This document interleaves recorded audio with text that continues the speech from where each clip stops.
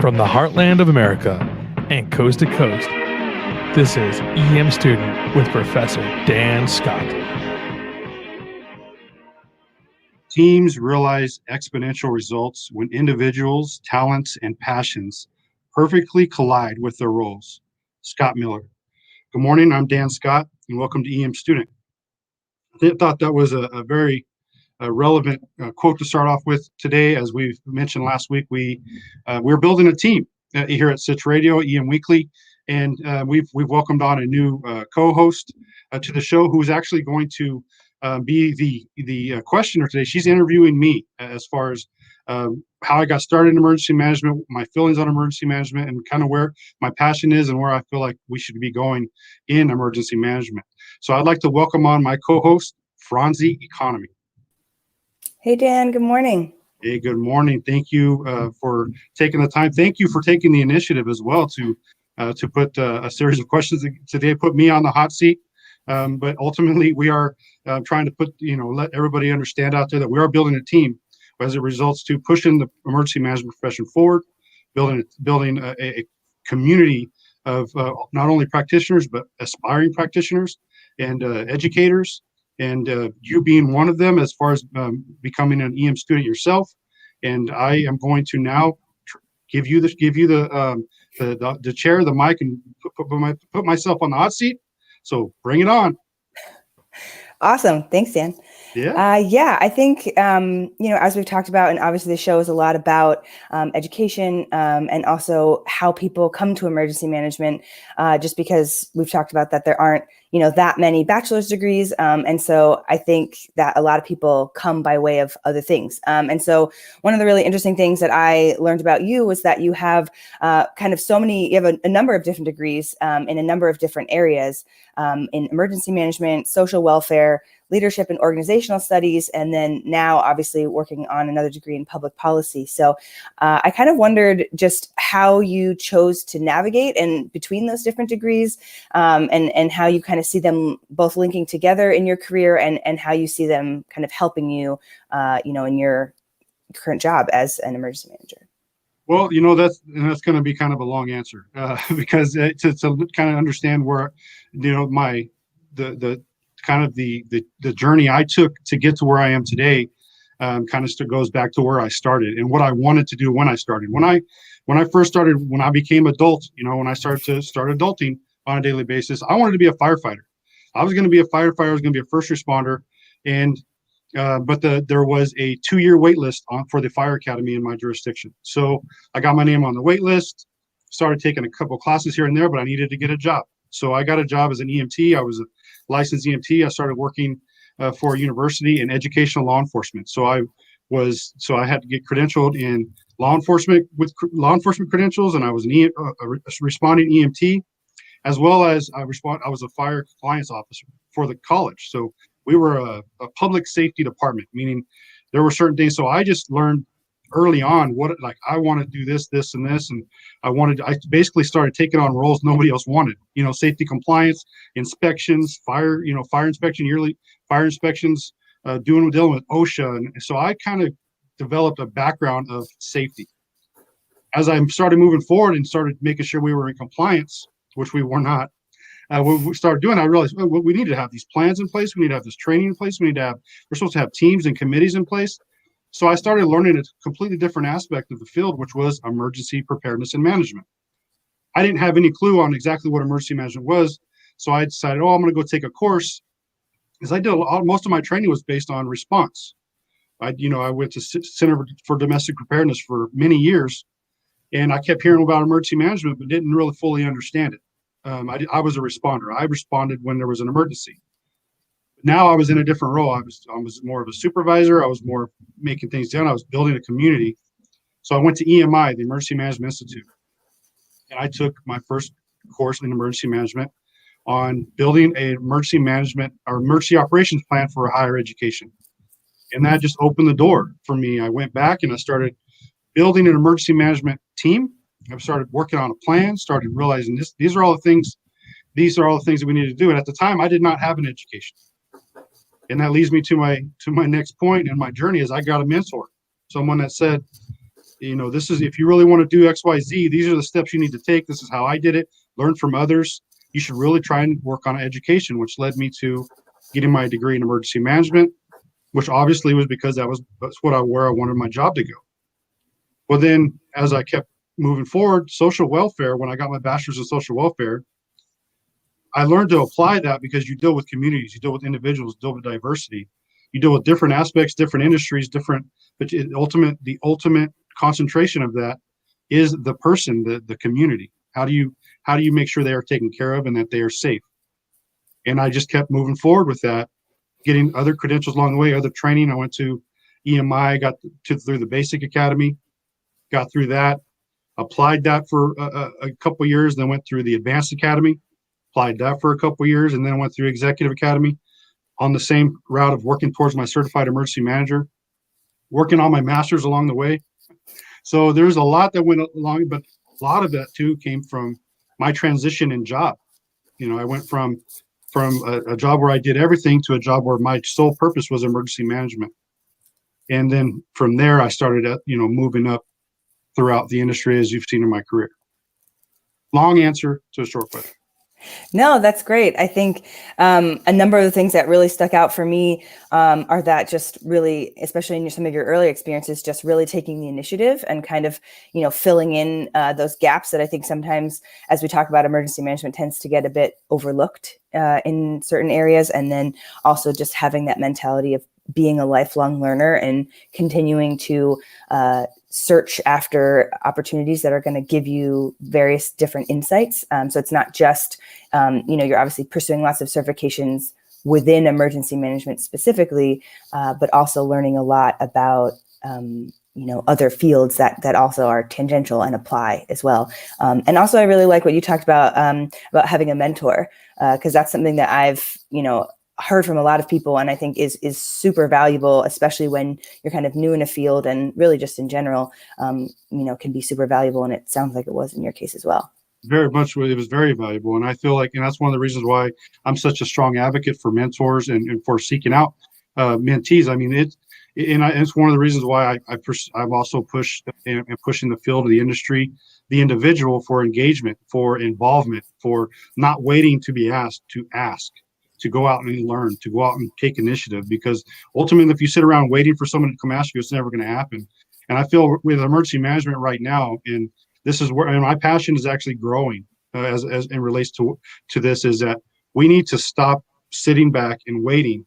We need to start being in front of things. We need to start we need to be out front of these things. We need to be engaging. We need to be interacting with the communities, with our peers, with our upline, with our downline. We need to be front and center. We need to be seen instead of being kind of on the sidelines waiting to be engaged. We need to engage. We need to initiate. And I feel like, especially, and we need to stop using, and this is a topic for another show, but we need to stop using that the emergency management still in its infancy as an excuse. And we need to push it past its infancy into the growth phase. We need to start growing. We need to start being in people's faces. We need people to know who we are, why we're here, why it's important that they interact with us, why it's important that we are there. And we need to stop using that excuse. Well, we're still in our infancy. We're not a full. We need to push it into that. We need to push it into a full-blown profession. We need to push it into growth, and we need to push it into the mindset that we only need to grow, not only when we are needed in an emergency. We are needed at all times. And a big aspect of that is response, right? Everybody loves response, lights and sirens. When something major happens, we need to be focused on mitigation, prevention, and preparedness way before response ever comes into the picture. And that's where a lot of my passion and my direction for the remainder of my career will be headed. That's great. Yeah, I totally agree. And I think that's also why I find your degree in social welfare. I've actually heard that feedback from another emergency manager recently. And I think bringing in that human element, back to emergency management, and I think really helps, on the kind of more preparation and mitigation side of things, and really remembering that you're dealing with real people and their real lives and all that kind of thing. And I think that really helps. So thank you for that. My next question, kind of on the topic of this. So outside of these larger degrees that people can research and kind of figure out if they would like to go in those directions. In terms of these more kind of certifications that you were mentioning, so EMI being one of them, I think in my own personal research, I'm finding that there's a lot of different trainings and certifications, different organizations that are offering them. So I was kind of curious from your perspective, and over your experience, what you found to be the most helpful in terms of kind of advancing your career or helping you get your foot in the door somewhere. So people who are out there and trying to actually really get hired as emergency managers, what is a, experience that they can go look after and, to try to help them further their career? And that's a great question. And that's one of those areas that even practicing emergency managers and first responders don't know of. A lot of programs, certifications, and training that exists. Not only does that training exist, you can get it for free in a lot of places, or very low funding. And so, in getting an education, getting a college degree is not, what I'm pushing here. It's getting an education, educating yourself, learning, getting the knowledge. You don't need to go get a bachelor's to be able to do emergency management. You don't have to go get a CEM to do emergency management, but it helps you on your career path. It also helps you get a job. What it brings to you is credibility, knowing the job. We have too many people in the job right now that don't really know the job. So we push these trainings and we push these certifications and these programs so that they can, at the very least, have the knowledge it takes to do the job. So some of the programs that I highly recommend, obviously, are EMI and their emergency management professional programs, which are the academies that are there. They have it from beginners to advanced practitioners, and it's a program that is, the majority is grant funded. We actually have, so I've had Kelly Garrett on the show before. Dr. Garrett runs that program. He's in charge of that program at EMI, and he's actually going to be on the show next month to talk again about that program and how it's going with EMI and the shutdown and coronavirus, as it relates. But a lot of the courses that are offered at EMI have also gone virtual for time being. But there's also programs like at EMI, which is the independent study courses. And we've pushed this on the show too, the emergency management certification challenge, to go online and get as many IS courses out of the way as you can. But that leads to potential of getting a college degree from Frederick Community College to the Mid-Atlantic Emergency or Public Safety Center. You can get actually an associate's degree from using those FEMA courses and doing some homework and some testing and some time in the classroom to actually get a degree. So there are so many different avenues you can go that people don't understand, don't know about, and they don't know how they can leverage one course to potentially get them somewhere else and more advanced in their program. But there are job descriptions that ask for professional development series, which is the most basic emergency management fundamentals you can get by going on the EMI's website and taking the independent study courses. You get your professional development series or your advanced professional development series, your advanced development series, and you get that the APS or ADS, and that goes through the state, which is even more. But you go from an online education to an online and in-class education, and then and it keeps going and going. You snowball. Pretty soon, your career is you're starting to excel. You're starting to have more knowledge, which is really what helps you get a job. The knowledge, be able to interview with somebody and tell them, I know what I'm doing, and I can prove it to you. Versus other duties as assigned, which is a big problem in my opinion, as far as this profession goes. Other duties as assigned, and there's no real education that goes with it. There's no real understanding that goes with it. Someone says you're going to be this position or do these things, so we are in compliance. But nothing ever really happens. No real education takes place. No real growth takes place in the organization, the industry, or the profession that they are representing. And it's just a it's a cycle that doesn't go anywhere. It's like a hamster on a wheel. They're moving, but nothing's happening. No one's going anywhere. So these things that we promote here, this education, this learning, is not to go out and say you have to have a degree and you should get a degree in order to be a great emergency manager. Some of the best emergency managers I know do not have degrees, but they have the experience and they took the time to go learn, to go educate themselves, to do the job correctly. Versus, it's other duties as assigned. I don't really care all that much. I don't understand it all that much. It's not that important to me. You don't have to have a degree to do great. A degree helps you along the way if you're looking for it. It helped me. It's what I needed. I needed the degree. I needed to go through the classes and learn how to apply it. I needed it for my not only my own personal growth, but my professional growth on where I want to go. But not only that, the passion I developed for emergency management, how I want to grow and promote and propel emergency management as a profession, not just myself. That's great. Yeah, I think it sounds like you're kind of advocating for, I think a place to start is really the infrastructure that EMI has set up, both in the independent courses as well as their academies, just as a place, because it sounds like it's one of the kind of best known and most credible places to get education in emergency management, and then use that as kind of a leaping off point to find out where else you might be able to get some education opportunities, and kind of continuing your education in that way. Exactly. And, and I push EMI mainly, especially independent study, because you can do that around your schedule, around your free time. You're not a scheduled class that you have to be there. You schedule the time, you can do it. You can do it on your free time, and you can learn as you go, versus having to be in a classroom, face-to-face instruction, answering questions, taking tests. But there's a lot of benefits that come to that, being in a classroom, being in a program. It's the networking opportunities. The networking that I've done throughout my career over the last 15 years is the most valuable thing I've ever done, even with the education that I've got, because I know that if there's something I don't know, I know someone who probably does, and I can reach out to them for help. And emergency management in general, as a practitioner, I don't know everything, and I don't pretend to know everything, and no emergency manager out there does know everything. But to be able to have others who specialize in a project, to say, if I can call them up and say, hey, I need help. I've been tasked to do this. Can you help me? And there's so many networks I belong to that if I send out a mass email to a listserv, I need this, the emails that just flood in that give me the information that I need is amazing.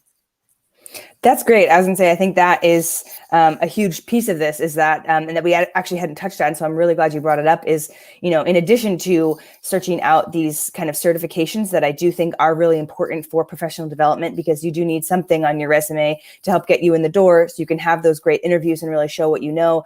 But I think that's such a big part of this, of learning and also knowing people and getting more information in the field, is really knowing a lot of people. And I think, like I mentioned last week, actually, that's one of my favorite parts about some of the classes I've been taking, is just getting to interact with my classmates, both, during our classes, and I mean, they're now Zooms, but and then, also reaching out to them independently and having our own conversations and just getting to know them again, because like we've talked about, a lot of people come to emergency management from such varied backgrounds. There's so many different kinds of people in my class, and they're all super interesting to talk to. So I'm really glad you brought up that point. I think one thing that I kind of did want to pivot towards, so a little bit less based on, your past experience, but more of where you see paths forward for people that are in the emergency management field, especially people who are maybe newer and trying to kind of figure out the lay of the land.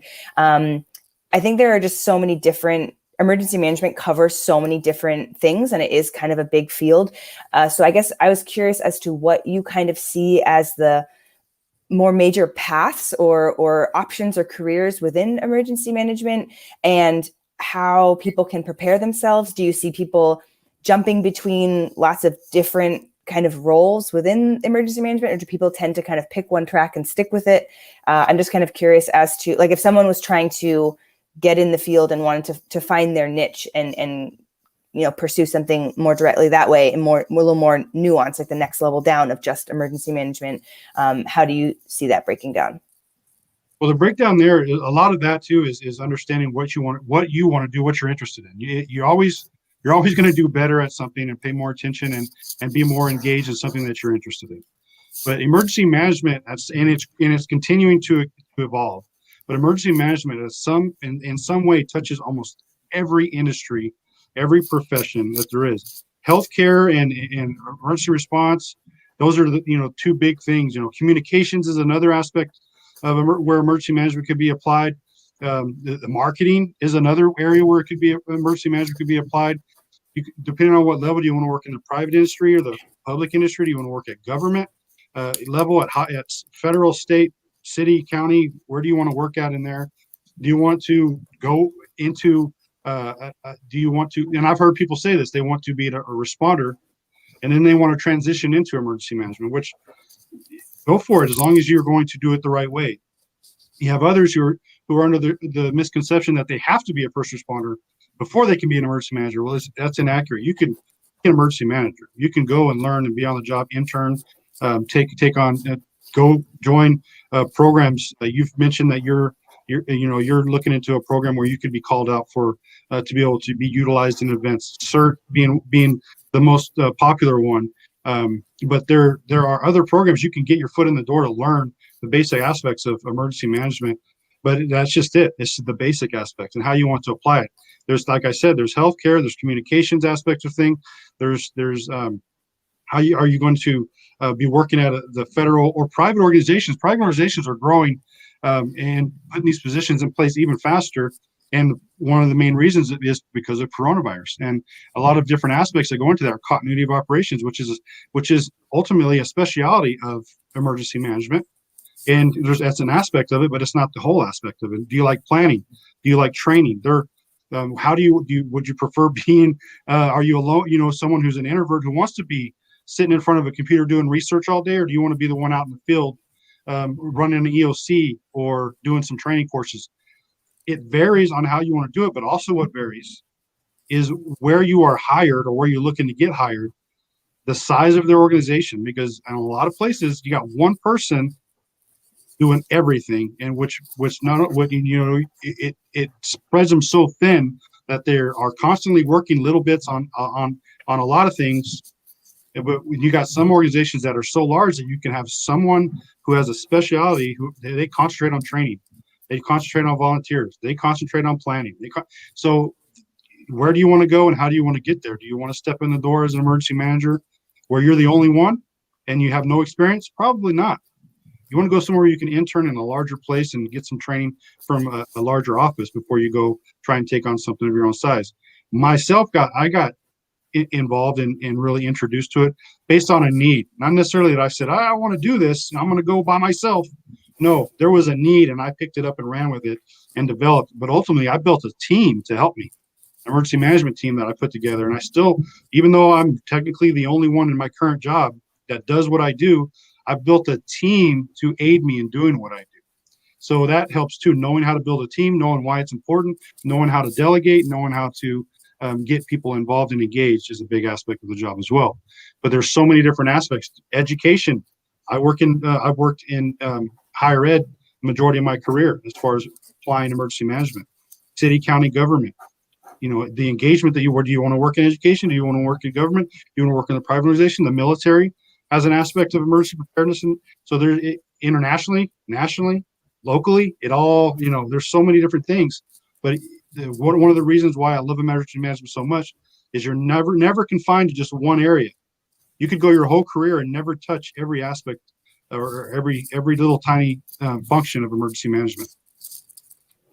That's really great. I think that's a really important point. I like that you brought up the organization size of where you joined because, I think you kind of touched on all the different places you could work, but really that org size piece could apply to all of them. And I think that would definitely, influence a lot of what you're doing day to day and kind of what your responsibilities are. I think that's really great. And so I guess, and you're saying, so have you found that to be a popular path for emergency managers is that they are really working in lots of different things. Like they've worked in the private industry and now they're working, at the state level. And then they're also maybe going to work for FEMA or they're, and it's kind of lots of different organization types and also potentially different areas of focus. Does that tend to be a trend with emergency management? Well, I think the trend, the most common trend, I have to say, and it's one that is going away, I feel is going away, but the most common trend is, it depends on where they are in their career,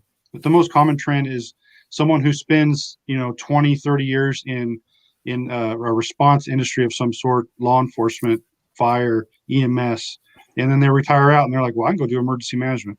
Well, that's not necessarily true. You can't just, decide I'm going to go do emergency management, but ultimately those who are hiring emergency managers don't fully understand it. And a 30-year 30 years in the fire department, police department, or EMS service is impressive. So That doesn't necessarily mean they could be an emergency manager. Now, don't get me wrong. There are some great emergency managers out there who came from fire, PD, FBI, because they know emergency management, know how to apply it. They learned it, and they're good at it. Versus, well, I'm going to retire and I'm going to go into it because I know the chief, or the chief needs somebody, so I want to fill that role. That's the most common trend. We're trying to, and that's one of the focuses of Emergency Management Growth Initiative, is to promote emergency management, to promote those that come out of high school wanting to be emergency managers. If they're going to go to college, they want to get an emergency management degree. They want to be an emergency manager when they grow up. That's what we want. We want to educate the oncoming emergency managers, those who do come from another industry into an emergency manager. We want them to realize that it's not as easy as it looks.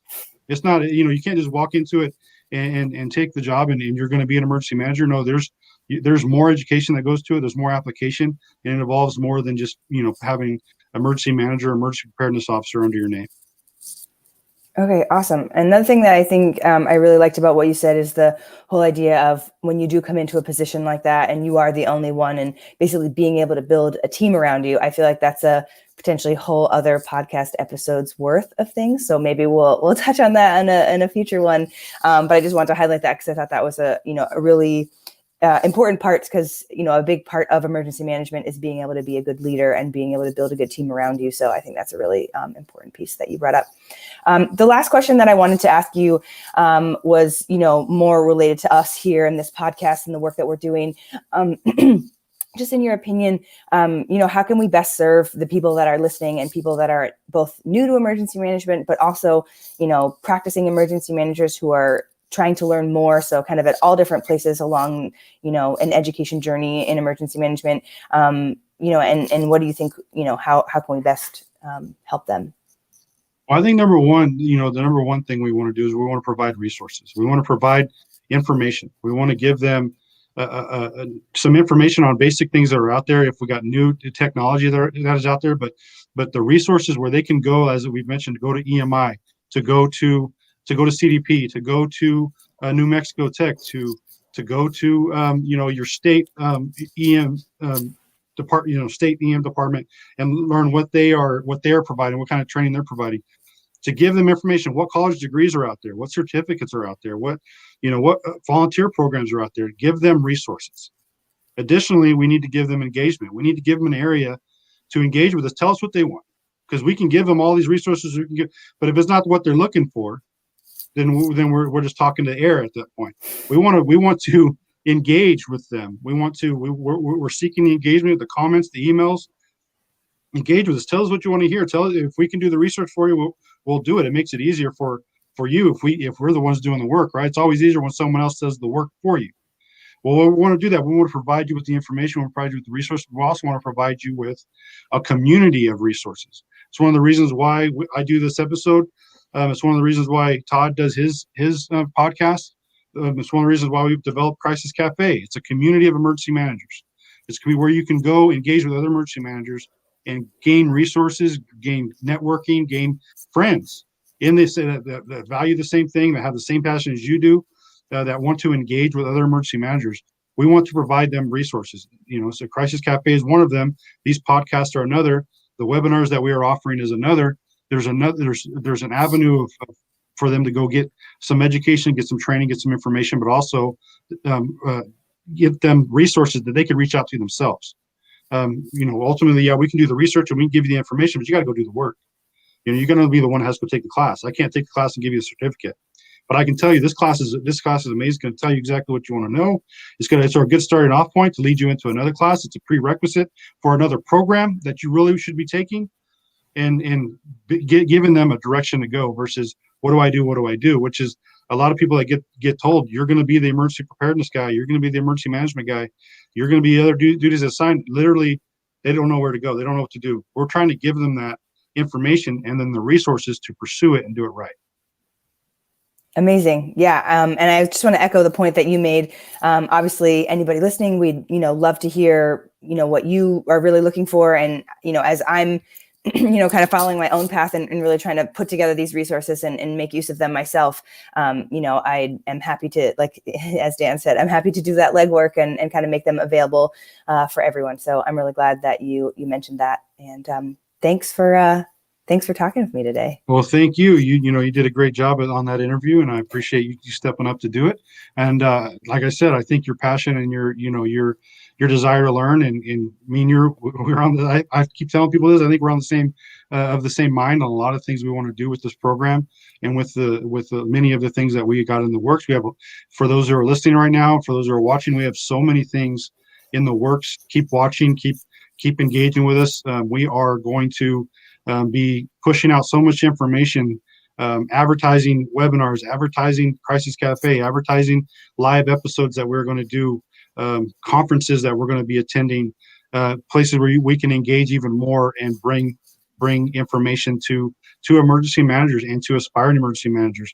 We're going to be engaging in coming forward. We're going to be interviewing more professors, more college programs, more government program directors that could help you gain a way to do things in propelling forward. So I'm going to leave you with this quote, and then we are going to end. We are reaching we're over our 30 minutes, but I wanted to leave you with this. Your beliefs don't make you a better person. Your actions do. Zig Ziglar. I'm Dan Scott. Talk to you soon.